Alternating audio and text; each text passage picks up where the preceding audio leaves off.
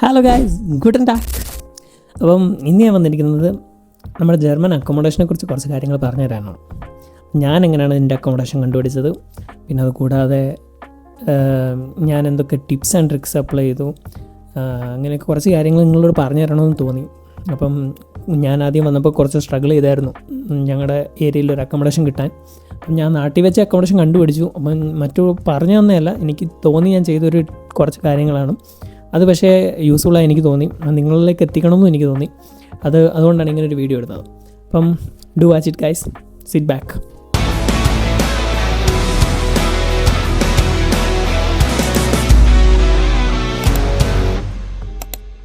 അപ്പം ഡീറ്റെയിൽ ആയിട്ട് പറയുന്നതിന് മുമ്പേ എൻ്റെ കാര്യങ്ങൾ കുറച്ച് ഞാൻ പറഞ്ഞുതരാം. ഞാൻ ജർമ്മനിയിൽ ട്രിയർ എന്ന് പറഞ്ഞ സ്ഥലത്താണ്. വലിയ സിറ്റി ഒന്നുമല്ല, ഒരു ചെറിയൊരു സിറ്റി. അത്യാവശ്യം ഓൾഡസ്റ്റ് സിറ്റി ഓഫ് ജർമ്മനി എന്നാണ് ട്രിയറിനെ അറിയപ്പെടുന്നത്. കാൾ മാർക്സിൻ്റെ ജന്മസ്ഥലമാണ്. അതൊക്കെയാണ് ഞങ്ങളുടെ ട്രിയറിൻ്റെ സ്പെഷ്യാലിറ്റീസ്. പിന്നെ ഒരു സ്പെഷ്യാലിറ്റിയാണ് അപ്പാർട്ട്മെൻറ്റ് കിട്ടാൻ ഇച്ചിരി പാടാം. ഇച്ചിരി പാടുന്നല്ല, അത്യാവശ്യം നല്ല പാടമുണ്ട് അപ്പാർട്ട്മെൻറ്റ് കിട്ടാൻ. അപ്പം ഞാൻ നാട്ടിൽ വെച്ച് ഇങ്ങനെയുള്ള സിറ്റിയിൽ വരാൻ വേണ്ടി നോക്കിയപ്പോൾ അപ്പാർട്ട്മെൻറ്റ് കിട്ടാൻ ഇച്ചിരി ബുദ്ധിമുട്ടി. പക്ഷേ ഞാൻ അവസാനം എനിക്ക് അത്യാവശ്യം 3 അപ്പാർട്ട്മെൻറ്റ്സ് അത്യാവശ്യം മാറി മാറി കിട്ടിയായിരുന്നു. അപ്പം ഞാൻ എന്തൊക്കെ വഴികളാണ് ചെയ്തതെന്നൊക്കെ നിങ്ങൾക്കൊണ്ടൊന്ന് പറഞ്ഞുതരാം. പൊതുവേ നമ്മളിവിടെ ജർമ്മനിയിൽ 3 ആപ്സാണ് യൂസ് ചെയ്യാറ്: ഇമോസ്കൗട്ട്, ഇമോവെൽറ്റ് ആൻഡ് വേഗയ്ക്ക് സൂക്ഷിച്ചു. ഇത് കൂടാതെ നമുക്ക് പല ഓപ്ഷൻസും ഉണ്ട്. അപ്പം ഞാൻ ആദ്യം എൻ്റെ അപ്പാർട്ട്മെൻറ്റ് കണ്ടുപിടിച്ചത് കണക്ഷൻ ബിൽഡ് ചെയ്യുമായിരുന്നു.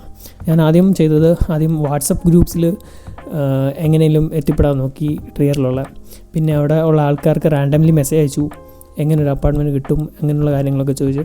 അപ്പം എനിക്ക് കുറേ പേര് റിപ്ലൈ ഒന്നും ബ്രോ കിട്ടാൻ പാടാണ്. ചിലർ പറഞ്ഞു ബ്രോ ഞാൻ എന്തെങ്കിലും വരുവാണെങ്കിൽ റിപ്ലൈ തരാം. അങ്ങനെ കണക്ഷൻസ് ബിൽഡ് ചെയ്തു. അതാണ് നമ്മൾ ആദ്യം ചെയ്യേണ്ട ഒരു കാര്യം, കണക്ഷൻസ് ബിൽഡ് ചെയ്യുക. നമ്മൾ ഏത് സിറ്റിയിലോട്ടാണ് പോകുന്നതെന്ന് വെച്ചാൽ ആ സിറ്റിയിലെ ആൾക്കാരെ കണ്ടുപിടിക്കുക. മലയാളീസ് ആണെങ്കിൽ അത്രയും ബെറ്റർ. മലയാളീസ് അല്ലെങ്കിലും കുഴപ്പമില്ല, ഏതെങ്കിലും ആൾക്കാരാണെങ്കിലും കണക്ഷൻസ് ബിൽഡ് ചെയ്യുക. അവരോട് ചോദിക്കുക റൂംസ് അവൈലബിൾ ആയിട്ട് എവിടെയുള്ള അറിയാവോ എന്ന് ചോദിക്കുക. കാരണം നമുക്ക് നാട്ടിൽ നമുക്കൊന്നും അറിയാൻ പാടില്ല. അപ്പം അവിടെ ഉള്ളവർക്കാണെങ്കിൽ ഇച്ചിരി കൂടി ഇൻഫർമേഷൻസ് അറിയായിരിക്കും, അവർക്ക് എന്തെങ്കിലും കണക്ഷൻസ് ഉണ്ടായിരിക്കും. അപ്പം അതാണ് നമ്മൾ ആദ്യം ചെയ്യേണ്ട കാര്യം, ആദ്യം ഒരു കണക്ഷൻ ബിൽഡ് ചെയ്യുക. പിന്നെ നമ്മൾക്ക് ചെയ്യാൻ പറ്റുന്ന കാര്യം, പിന്നെ നമ്മൾ ശ്രദ്ധിക്കേണ്ട കുറച്ച് കാര്യങ്ങളാണ്. അപ്ലൈ ചെയ്യുമ്പോൾ നമ്മൾ ഈ വേഗസ്, ഇമോസ്കൗട്ട്, ഇമോവെൽറ്റ് എന്ന ആപ്പുകളിൽ ചിലപ്പോൾ സ്റ്റുഡൻസ് ആയിരിക്കും അപ്ലൈ ചെയ്യുന്നത്, ചിലപ്പം ലാൻഡ് ലോഡ്സ് ആയിരിക്കും അപ്ലൈ ചെയ്യുന്നത്, നമുക്കറിയില്ല. അപ്പം അതിൽ നോക്കുമ്പോഴത്തേനും അവർ തന്നെ ഡീറ്റെയിൽസ് ഡിസ്ക്രിപ്ഷൻസ് ഒക്കെ ഡീറ്റെയിൽ ആയിട്ട് പറഞ്ഞിട്ടുണ്ടായിരിക്കും. ഈ ഡീറ്റെയിൽസ് ഡിസ്ക്രിപ്ഷനകത്ത് അതായത് നമ്മൾ ചിലരാണെങ്കിൽ നമ്മൾ റൂം കാണാതെ കിട്ടാതെ ഫ്രസ്ട്രേറ്റഡ് ആയിട്ടിരിക്കുമായിരിക്കും. അപ്പം നമ്മൾ റാൻഡംലി ChatGPT ചോദിച്ചിട്ട് ഒരു മെസ്സേജ് ഇട്ടിട്ട് എല്ലാവർക്കും അങ്ങ് കൊടുക്കും, റൂം വേണം ഇൻട്രസ്റ്റഡ് ആണെന്ന് പറയാം. അങ്ങനെ ചെയ്യാതിരിക്കുക, അതാണ് നിങ്ങൾ ചെയ്യുന്ന ഏറ്റവും വലിയ ഫോൾട്ട്.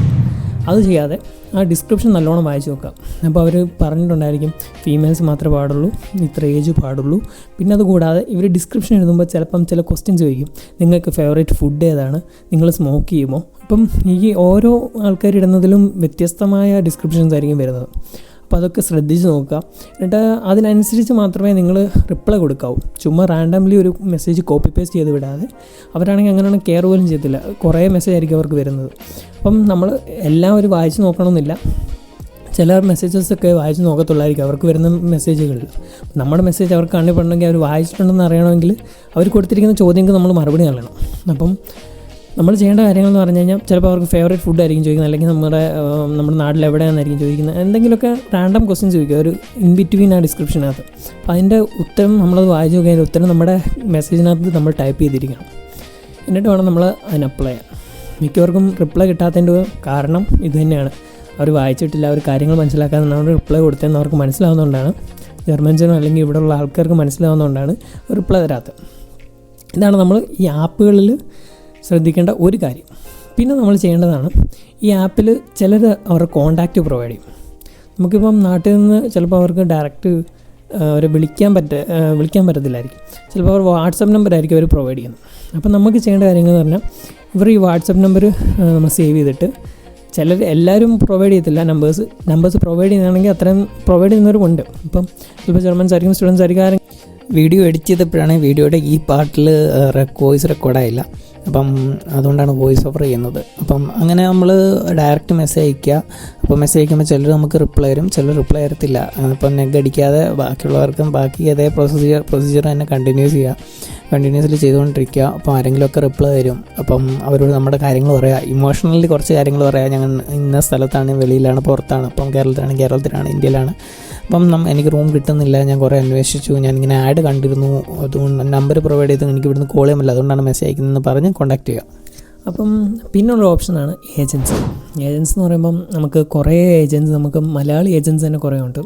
പിന്നെ അല്ലാണ്ട് ഇമ്മൊബിലിയൻ എന്ന് പറഞ്ഞിട്ട് കുറേ ഏജൻസീസ് നമുക്ക് കാണും ജർമ്മനിയിൽ. അത് ജർമ്മൻസ് ആയിരിക്കും കൺട്രോൾ ചെയ്യുന്നത് കൂടുതലും. അപ്പം അവർക്ക് ചിലപ്പം ചില അപ്പാർട്ട്മെൻറ്റ്സ് പൊതുവെ എടുത്തിട്ട് അവർ പ്രൈവറ്റ് ഡോംസ് ആയിട്ട് കൊടുക്കുന്നുണ്ടായിരിക്കും. അങ്ങനെയൊക്കെ ചെയ്യുന്നവരുണ്ട്. അപ്പം നമ്മൾ ചെയ്യാൻ പറ്റുന്ന കാര്യങ്ങൾ പറഞ്ഞാൽ ഇവരുടെ നമ്മൾ ഗൂഗിൾ സെർച്ച് ചെയ്ത് നമ്മുടെ സിറ്റിയിലുള്ള ഇമ്മൊബിലിയൻസിൻ്റെ അവരുടെ കോൺടാക്ട്സൊക്കെ നമുക്ക് കിട്ടും, ജിമെയിലൊക്കെ കിട്ടും, നമ്പർ ചിലപ്പോൾ കിട്ടും. അപ്പം നമ്മൾ ചെയ്യേണ്ട ഇവരെ മെയിൽ അയച്ച് നോക്കുക, ഇങ്ങനെ കാര്യങ്ങൾ പറയുക. പിന്നെ നമ്മൾ ഈ അയക്കുന്ന മെസ്സേജ് കൂടുതലും ജർമ്മനിൽ തന്നെ ആയിരിക്കാൻ ശ്രദ്ധിക്കുക. ജർമ്മൻ ലാംഗ്വേജിൽ ChatGPT ട്രാൻസ്ലേറ്റ് ചെയ്ത് നമ്മുടെ മെസ്സേജ് അയക്കാൻ ശ്രമിക്കുക.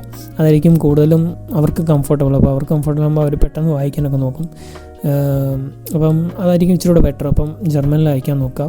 പിന്നെ നമ്മൾ ഈ മലയാളി കണക്ഷൻസ് ബിൽഡ് ചെയ്ത് കഴിഞ്ഞാൽ അപ്പം ഈ മലയാളി ഏജൻസിമാർ കുറേ ഉണ്ട്, അപ്പോൾ അവരെ കിട്ടും. പിന്നെ ഈ ഫ്രോഡ് പരിപാടികളൊന്നും പോയി പെടാതിരിക്കുക.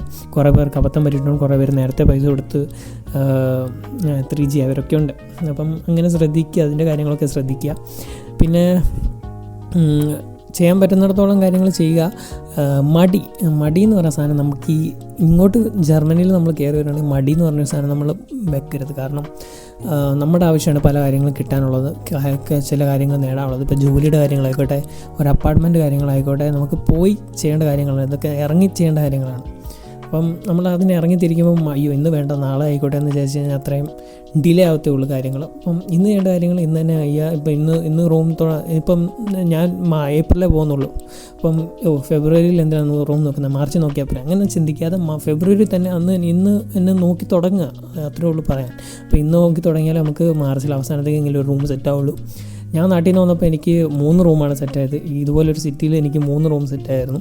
ആദ്യത്തെ റൂം എനിക്ക് വിസയുടെ ഇഷ്യൂ ഉള്ളതുകൊണ്ട് വിസ കിട്ടാൻ ഇച്ചിരി ഡിലേ ആയിരുന്നു. അപ്പം ആദ്യത്തെ റൂം കിട്ടിയത് ഞാൻ പറഞ്ഞു അവർ റെൻറ്റ് നേരത്തെ അടക്കണമെന്ന് പറഞ്ഞുകൊണ്ട് ഞാൻ പറഞ്ഞു എനിക്കിപ്പോൾ വേണ്ടെന്ന് പറഞ്ഞു. അങ്ങനെ അത് കഴിഞ്ഞാണ് പിന്നെ എനിക്ക് റൂം കിട്ടിയത് ഞാനൊരു ഫ്രണ്ടിന് കൊടുത്തു. കാരണം എനിക്കൊരു വേറെ റൂം അത്യാവശ്യം സിംഗിൾ റൂം കിട്ടിയതുകൊണ്ടാണ് ആ റൂം അവന് കൊടുത്തത്. അത്യാവശ്യം നല്ല റൂം കിട്ടിയപ്പോൾ ഞാൻ മറ്റേ റൂം വേറെ കൊടുക്കാൻ എൻ്റെ മലയാളി ഫ്രണ്ട് തന്നെ വരാനിരിക്കുന്ന ഒരു കൂട്ടുകാരൻ തന്നെ കൊടുത്തു. അങ്ങനെയാണ് ഞാൻ ചെയ്തത്. അപ്പം ഈ ടിപ്സ് എല്ലാം ഉപയോഗിച്ചിട്ടാണ് ഞാൻ ചെയ്തത്. അപ്പോൾ എനിക്കിത് യൂസ്ഫുള്ളായിട്ട് തോന്നി. ഇതുപോലൊരു സിറ്റിയിൽ എനിക്കിത് യൂസ്ഫുള്ളായിട്ട് തോന്നി. അപ്പം നിങ്ങളും ഇങ്ങനെ തന്നെ ചെയ്ത് നോക്കാം. നമുക്ക് കിട്ടാനുള്ള ചാൻസ് കൂടും. കിട്ടുമെന്ന് ഞാൻ 100% പറയുന്നില്ല. കിട്ടാനുള്ള എത്രയാണോ നമ്മൾ സാധാരണ ചെയ്യുന്നതിന് അതിനെക്കാട്ടി ഒരു ഇച്ചിരി കൂടി % ചാൻസ് കൂടുതലാണ് കിട്ടാൻ. അപ്പം ഇങ്ങനത്തുള്ള ട്രിക്സ് അപ്ലൈ ചെയ്യുക. നിങ്ങൾ വരേണ്ട കാര്യങ്ങളെല്ലാം കൃത്യമായി ചെയ്യുക. ടെൻഷൻ അടിക്കാത്ത കാര്യങ്ങൾ ചെയ്യുക. അപ്പം stay tuned for my next videos guys. അപ്പോൾ ഇത്ര ഉള്ളായിരുന്നു എനിക്ക് പറയണമെന്ന് തോന്നി. അപ്പം പുതിയ വീഡിയോ ഞാൻ അപ്ലോഡ് ചെയ്യുന്നതായിരിക്കും. കുറച്ച് കാര്യങ്ങളൊക്കെ പറയാൻ, ഇവിടുത്തെ കാര്യങ്ങളൊക്കെ പറയാൻ. അപ്പം stay tuned for my next videos guys. Choose.